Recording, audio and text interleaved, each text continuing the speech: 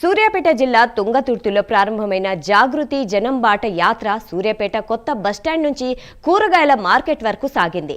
ఈ కార్యక్రమంలో జాగృతి వ్యవస్థాపక అధ్యక్షురాలు కల్వకుంట్ల కవిత పాల్గొన్నారు.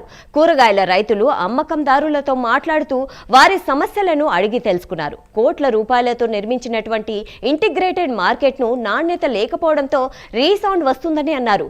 ప్రభుత్వం వెంటనే నాన్ వెజ్ మార్కెట్ ను వెలుగులోకి తీసుకురావాలని తెలిపారు. జిల్లా కలెక్టర్ వెంటనే స్పందించి మోడల్ మార్కెట్ ని వెలుగులోకి తీసుకురావాలని కవిత కోరారు.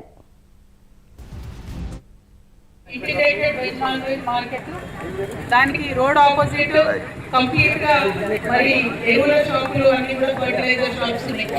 మరి ఒక పక్క ఫర్టిలైజర్ షాపులకి పెద్ద పెద్ద ఇటు పక్క కూరగాయలు డ్రాప్ చేయడానికి ఆటోలు కానీ ఇవన్నీ రావాలి. కూరగాయలు పెట్టుకున్నటువంటి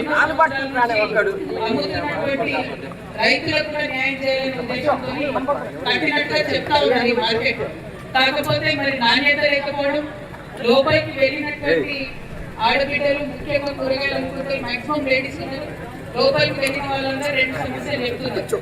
ఒకటి కంప్లీట్ గా రీసౌండ్ వస్తుంది, రెండు వెలుగులు కానీ లేవు, మూడు హైట్ ప్లాట్ఫామ్ హైట్ ఏదైతే ఉంటుందో చాలా పెద్దగా పెట్టినారు.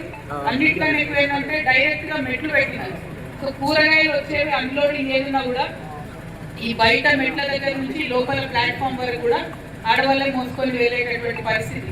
చాలా మంది పెద్దవాళ్ళు ఉన్నారు, రైతులు వాళ్ళు వచ్చి అమ్ముకుంటున్నారు. వాళ్ళు ఇక్కడ నుండి కూరగాయలు లోపలికి మోసుకోపోలేక మేము లోపలికి వెళ్ళము అని చెప్పి తీవచ్చి మళ్ళీ రోడ్ల మీద